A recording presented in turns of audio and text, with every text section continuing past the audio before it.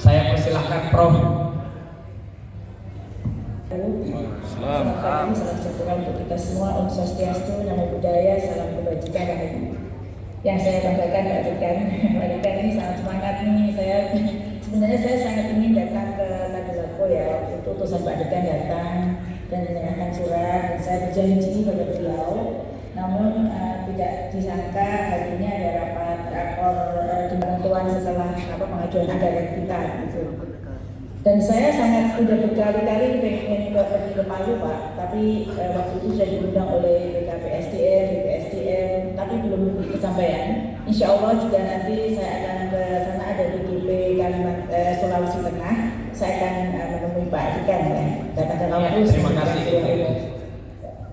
Para wakil rektor dan itu Pak Dekan yang saya banggakan, juga yang kita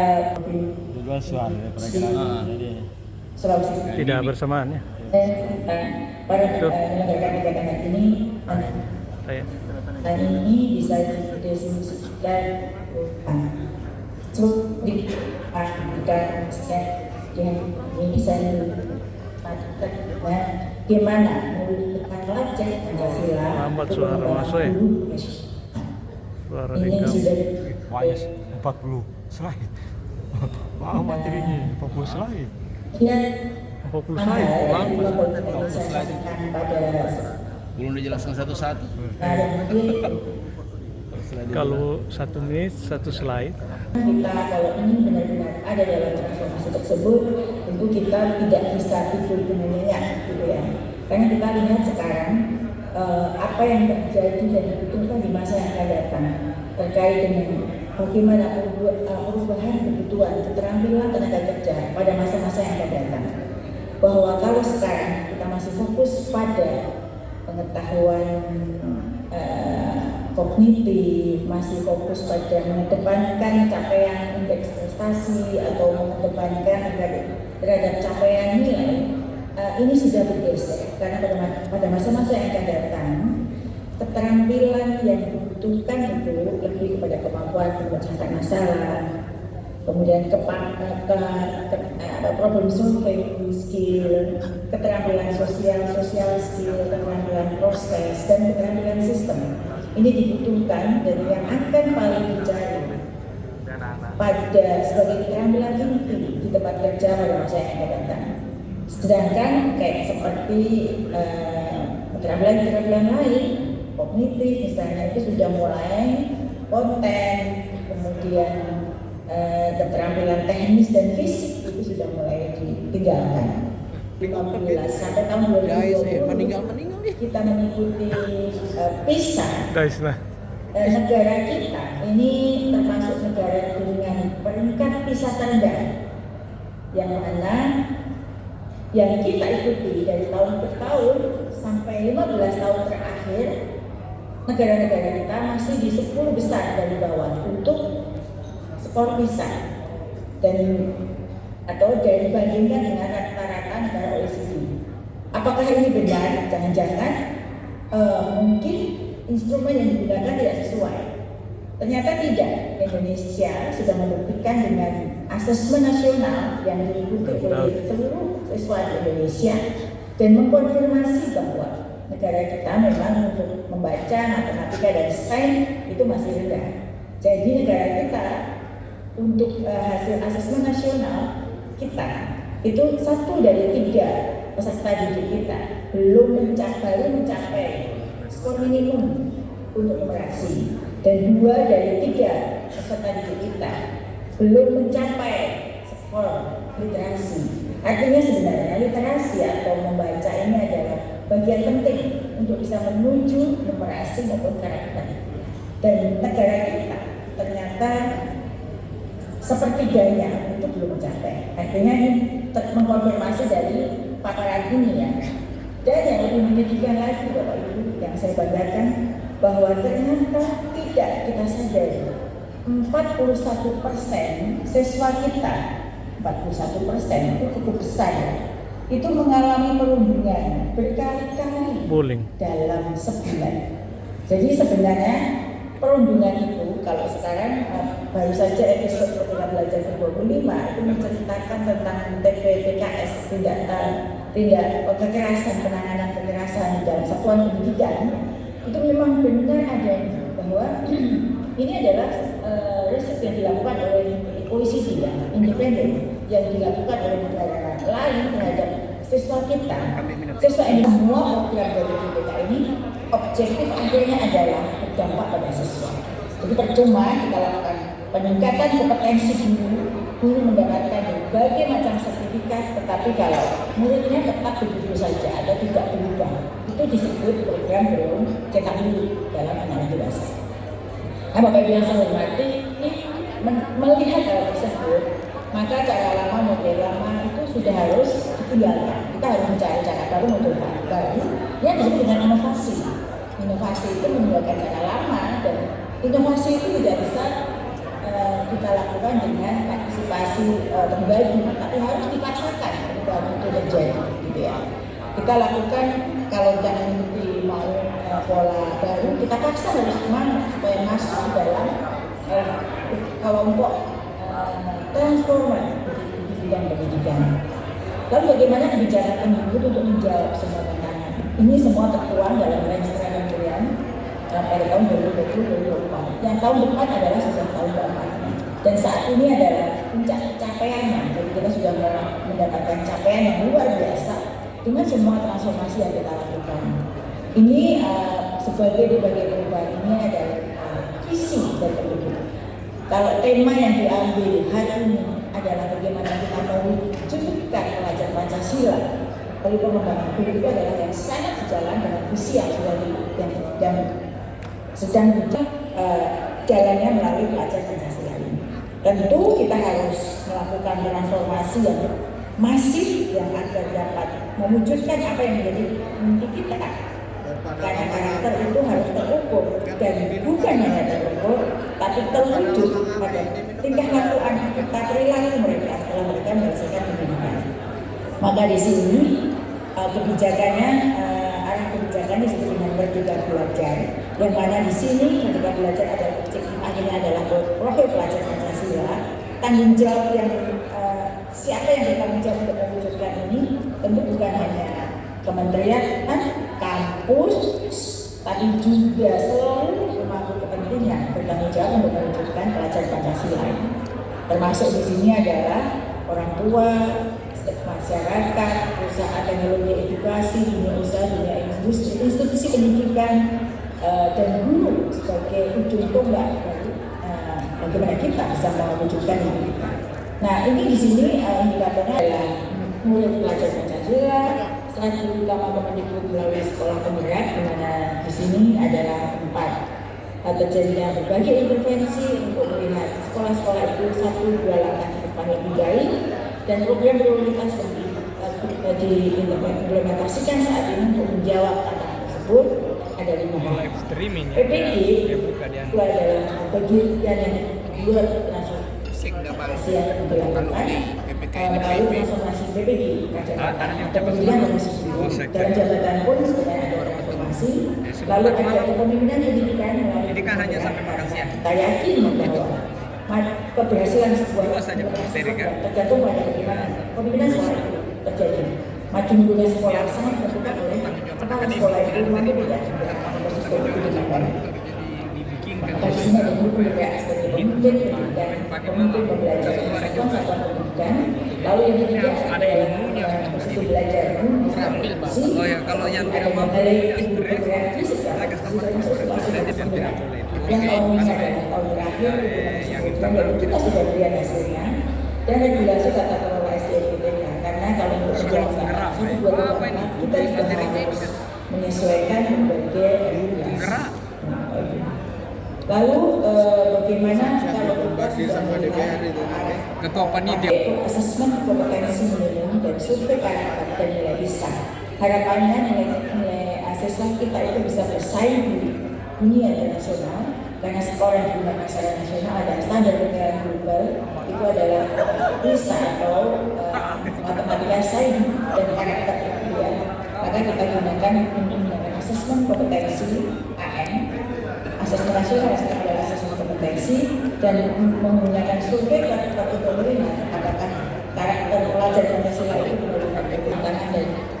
Dinas Pendidikan untuk menggerakkan ekosistem belajar terdepan yaitu satuan pendidikan untuk mencapai standar minimum seperti di rapor pendidikan yang akan menjadi rapor daerah itu tergantung pada bagaimana satuan pendidikan itu bergerak bersama untuk mencapai sekolah literasi demokrasi yang seperti ini. Maka kami ada kebijakan bergerak sebagai kepala sekolah.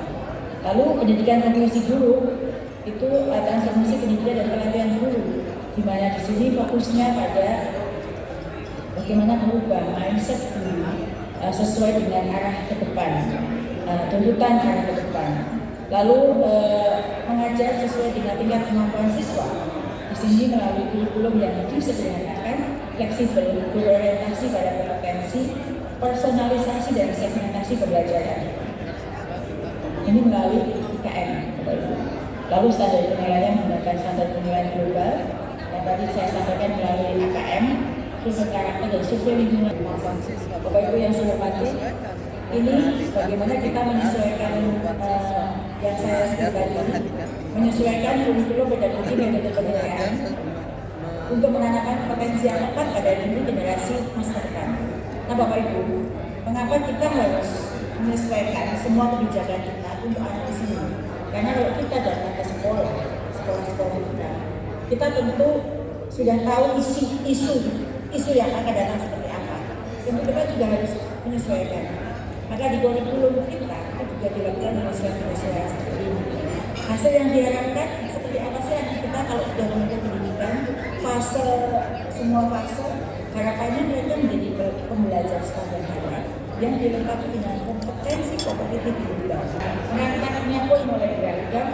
Bagaimana perangkat belajar yang tersedia di platform Merdeka Mengajar itu yang harus bisa diakses kompetensi yang bisa membantu dan siswa mendiagnosa hasil belajar dan berkembang. Jadi Bapak Ibu, kalau sekarang di sekolah-sekolah sudah begitu berubah, ini adalah strategi implementasi kurikulum kita yang menggunakan ada platform Merdeka Mengajar, kemudian ada komunitas belajar di setiap sekolah, anak sekolah maupun daring, ada narasumber di dalam aktif baru. Ini bicara sendiri di toilet kita. Kita punya mitra pembangunan.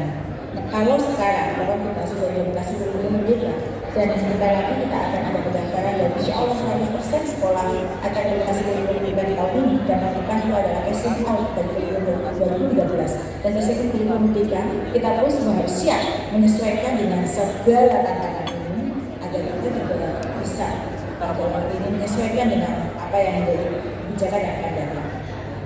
Lalu bagaimana dengan transformasi PPKB sendiri? Ini adalah pengembangan guru yang masih berdasarkan undang-undang yang ada, bahwa sebenarnya setiap guru agar seperangkat kompetensi itu dimiliki. Dan seperangkat kompetensi yang sekarang dimiliki oleh guru sudah disesuaikan model kompetensi guru 4 kompetensi sudah disesuaikan dengan itulah yang menyebabkan pada calon guru maupun pada guru dalam jabatan yang belum Berapa persen tuh? Harapannya pas akhir menteri 100% sudah. Jelas itu saya sampaikan Baru kasar.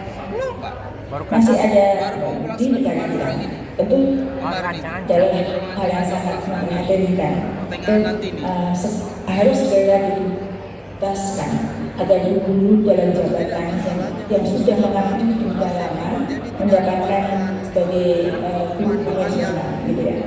Meski ini jumlah pelatihan sebenarnya karena juga masih melakukan mulai digeser kebijakan ini menjadi 600 ya ini penyesuaian untuk PPD dalam jabatan jumlah arah kebijakan baru di sini PPD dalam jabatan bukan hanya guru PMT sebelum 2015 tapi setelah 2015 dan ada penerapan NPL secara lebih fleksibel belajar dan mereka tinggal mengambil tes. Ya, kami sedang dengan APTK hari ini pengakuan NPL bagi guru yang sudah berpengalaman. Ini ada 3 tahapan yang akan kami akan kami sederhanakan agar guru yang sudah menjadi guru dalam jabatan tidak lebih diakui pengabdiannya selama ini karena sudah terbukti menghasilkan anak-anak hebat yang pemimpin-pemimpin yang ada masa. Cuma diambil satu dibagi berapa lagi? Tapi masih ada kebutuhan guru tahun 2023 ini 531 ribu lagi. Jadi yang 1 juta yang pernah dicanangkan oleh Pak Menteri tahun 2020 sudah kita jawab dengan SMB3K yang mana sampai tahun ini sudah dengan kerjasama yang baik dengan pemerintah daerah seluruh Indonesia kita sudah bisa mengangkat 540 guru non ASN menjadi ASN untuk memenuhi kekosongan guru di seluruh Indonesia. Namun sampai tahun 2023 masih ada 531 ribu lagi kebutuhan formasinya karena masih ada kekosongan karena pada saat itu belum semua pemerintah daerah mengusulkan sesuai dengan kebutuhan karena pertimbangan tertentu. Maka di sini untuk PPG prajabatan ini kami proyeksikan nanti guru pensiun jadi tidak akan mengambil tempat dari guru dalam jabatan yang sekarang yang sekarang ada di satuan pendidikan sebagai guru honor, tapi kami akan proyeksikan untuk mengganti guru pensiun menjadi ASN. Jadi kalau kita lihat di sini pensiun tahun 2024 ada 69.000, tahun 2023 ya 2024 ada lagi pensiun 60. Banyak sekali sementara guru ASN masih bertebaran di luar sana yang belum mendapatkan penempatan. Oleh karena itu kami berpikir bahwa visi PPD ini adalah bagaimana kita bisa mewujudkan keseimbangan supply and demand, mewujudkan keseimbangan ini secara kuantitas dan kualitas. Ini adalah contoh gambaran pada sebelumnya dan ini adalah harapan kita di masa sekarang ini bahwa guru baru lulus PPD nanti akan menggantikan guru pensiun sehingga nanti timbangannya akan menjadi balance seperti ini, maka tidak akan ada lagi dengan catatan kita selesaikan semua sudah itu tahun dihitung memang jadi jangan lebih banyak yang keluar kan yang pensiun sedangkan ini seleksi ini barangkali yang jadi ASN semua. Setelah itu tahun 2024 seleksi ini dimulai dengan semua lulusan PPG Prajabatan. Bagaimana kita bisa mewujudkan pelajaran Pancasila melalui PPG transformasi pendidikan guru ini? Karena kita di sini semua kurikulum dan arah kebijakannya sudah berdasarkan pada praktek yang ada di lapangan. Di sini ada praktek lapangan yang di sini memiliki relevansi yang kuat dengan sekolah tempat mengajar yang mana tempat mengajar tersebut PPG Prajabatan menjadi solusi untuk pemenuhan kekosongan formasi di daerah khusus. Karena selama ini berbagai formasi ratusan guru yang kembali itu karena memang tidak bisa dipenuhi dari guru P3K yang ada di daerah tersebut. Karena ada jurusan-jurusan mata pelajaran yang tidak tersedia di daerah tersebut sehingga kosong sampai sekarang. Kita yakini bahwa pelajar Pancasila dapat terwujud karena di sini PPG Prajabatan ini nanti dalam pembelajarannya kami berharap setelah mereka mampu pendidikan peserta didik. Jadi kalau orientasi pada peserta didik di sini adalah fokusnya bagaimana kita bisa menggali kemampuan bakat minat peserta didik untuk mengembangkan mereka Pancasila. Kemudian guru mengamalkan nilai Pancasila menjadi guru yang mempunyai komitmen menjadi guru yang berkomitmen dan menjadi teladan dan dia adalah seorang pembelajar sepanjang hayat. Ini adalah harapan kami untuk Prajabatan menciptakan generasi baru guru Indonesia yang tadi ada sembarangan dan menggantungkan harapan pada universitas seperti ini adalah kekosongan formasi di seluruh provinsi. Ini demikian Bapak Ibu yang saya hormati dan ingin sampaikan kita melihat banyak sekali tantangan dalam mewujudkan SDM unggul. Tantangan tersebut adalah tantangan teknologi dan kualitas SDM pendidikan. Dan untuk mewujudkan pendidikan yang berkualitas bagi seluruh Indonesia, maka dikeluarkan kebijakan Merdeka Belajar dan melalui 5 strategi holistik kita ingin menjawab semua salah satunya melalui pelatihan guru, baik melalui PDB dan pelatihan guru